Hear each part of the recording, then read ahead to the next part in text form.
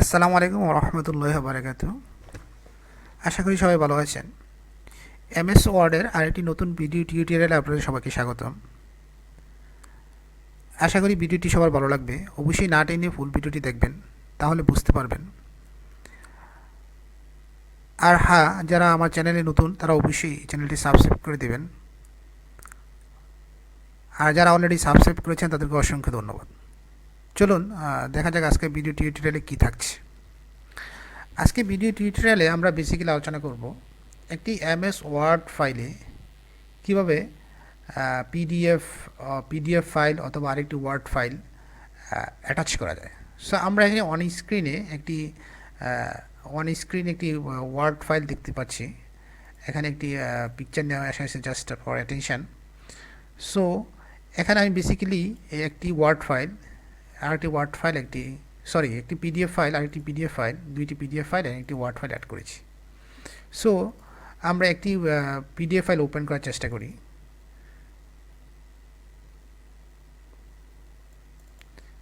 এখানে double click করবো আমরা মাউসে। সো আমরা এখানে একটি পিডিএফ ফাইল দেখতে পাচ্ছি। পিডিএফ ফাইলে একটি লেখা আছে লেকচার 25 ওয়েল্ডিং পারফেকশন। সো এখানে একটি 18 পেজের একটি পিডিএফ ফাইল অ্যাটাচ করা হয়েছে। সো আপনারা দেখতে পাচ্ছেন ভিডিও অন স্ক্রিনে। Okay fine. সো আমি পিডিএফ ফাইলটি ক্লোজ করে দিলাম। সেম এখানে একটি ওয়ার্ড ফাইল রয়েছে, ওটাকে আমরা ওপেন করি। সো একটি ওয়ার্ড ফাইলের ভিতরে আরেকটি ওয়ার্ড ফাইল দেখতে পাচ্ছি। এখানে লেখা আছে হাউ আর ইউ। সো আমি এখানে আরও কিছু লেখা অ্যাড করতে চাই।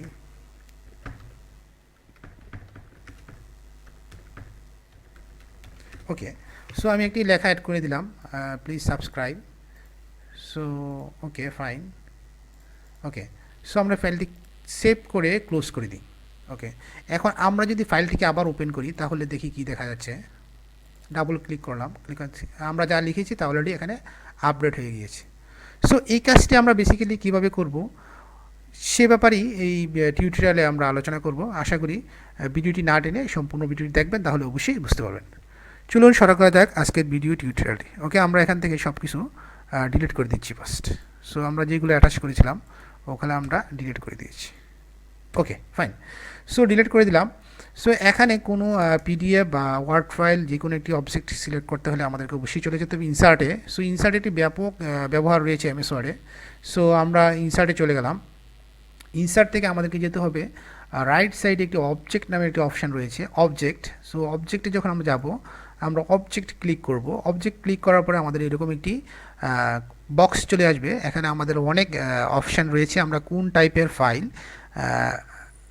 অ্যাটাচ করতে চাই। ওকে, সো অ্যাডোব অ্যাক্রোবাট ডকুমেন্ট, এরকম অনেক ফাইল রয়েছে। আপনারা যখন যেটা প্রয়োজন আপনারা এখান থেকে অপশান থেকে চুজ করে আপনি আপনার ফাইলটি ওয়ার্ড ফাইলে অ্যাটাচ করে নিতে পারবেন। ওকে, আমি একটি PDF Adobe Acrobat file open করব।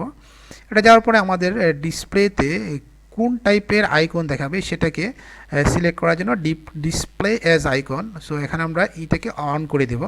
অন করে দিলে আমাকে এইরকম একটি আইকন আমাদের শো করবে। সো আইকন শো করবে আর লেখা থাকে অ্যাক্রোবাট ডকুমেন্ট। সো আমরা যখন ওকে ক্লিক করব তখন আমাদের কম্পিউটারে চলে যাবে। সো ওখান থেকে আমরা আমাদের যে ডিজার্ট ফাইলটা আমরা এই ফাইলটাকে আমরা সিলেক্ট করে যখন ওপেন দিব, ফাইলটা এখানে ওপেন হয়ে গেল। আমরা এখানে ক্লোজ করে দিচ্ছি।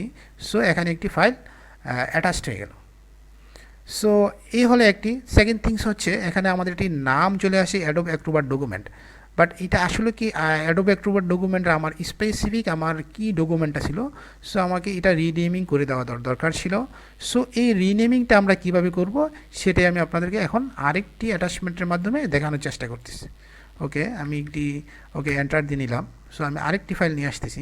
সেম ফাইলটাকে আমি অবজেক্টে গিয়ে Adobe Acrobat display as icon. So যখন ডিসপ্লে অ্যাজ আইকন হবে তখন আমরা চেঞ্জ আইকন একটি অপশান পাবো। আমরা চেঞ্জ আইকনে ক্লিক করার পরে এখানে ক্যাপশন, সো আমার ফাইলের ক্যাপশনটা বা ফাইল নেমটা কী হবে সেটা আমরা এখানে লিখে দিব। আগে অ্যাডোব অ্যাক্রোবাট ডকুমেন্ট লেখা ছিল, সেই জন্য আমাদের এখানে অ্যাডোব অ্যাক্রোবাট ডকুমেন্ট চলে আসছে। সো আমি এটার নাম দিলাম লেকচার 25। আপনারা যদি চান তাহলে অবশ্যই আমার ইউটিউব চ্যানেল ঢুকে আমার ওয়েল্ডিং রিলেটেড পাইপিং রিলেটেড লেকচারগুলো দেখে আসতে পারেন। So lecture 25। সো আমি এখানে ওকে দিলাম। ওকে দেওয়ার পর আমরা এখান থেকে ওকে করে দিলাম। সো এখানে কি এখান থেকে আমরা এই সেম পিডিএফটা আমরা আবার সিলেক্ট করে নিই। সো এখানে একটি ফাইল ওপেন হয়ে গেছে লেকচার 25, এটাকে আমরা ক্লোজ করে দিচ্ছি। সো এখানে লেকচার 25 নামের একটি পিডিএফ ফাইল অ্যাটাচড হয়ে গেল। সো আশা করি বুঝতে পেরেছেন কীভাবে ওয়ার্ডের মধ্যে আরেকটি পিডিএফ ফাইল অ্যাটাচড করতে হয়, নিয়ে আসতে হয়, এবং এই ফাইলটি যখন আমরা ডাবল ক্লিক করব তখন ফাইলটি ওপেন হবে, আমরা ফাইলটি পড়তেও পারবো। সো ওকে, এটা ছিল একটি ব্যবহার। সেকেন্ড থিংস, আমরা সেম এজ আমরা একটি এখান থেকে আমরা একটা ওয়ার্ড ফাইল একটি ওপেন করে নিই এখান থেকে। সো আমরা একটি মাইক্রোসফট ওয়ার্ড ফাইল একটি ওপেন করি, দেখি Microsoft Word document. Okay, display as icon, so word document show করবে। সো চেঞ্জ আইকন নেম, এখানে লেখা আছে মাইক্রোসফট ওয়ার্ড ডকুমেন্ট। সো আমি ইচ্ছে করলে এটাকে চেঞ্জ করে দিতে পারি। ওকে, মাইক্রোসফট ওয়ার্ড ডকুমেন্ট আমি দিলাম প্র্যাকটিস ফাইল, PRACTIC,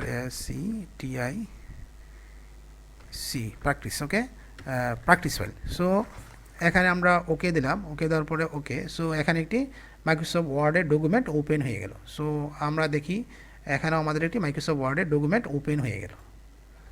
সো আমরা এভাবে মাইক্রোসফট ওয়ার্ডে একটি ডকুমেন্ট কীভাবে, আরেকটি ডকুমেন্ট কীভাবে নিয়ে আসতে হয়, ইনসার্ট করতে হয়, এই ব্যাপারটা আমরা শিখে গেলাম।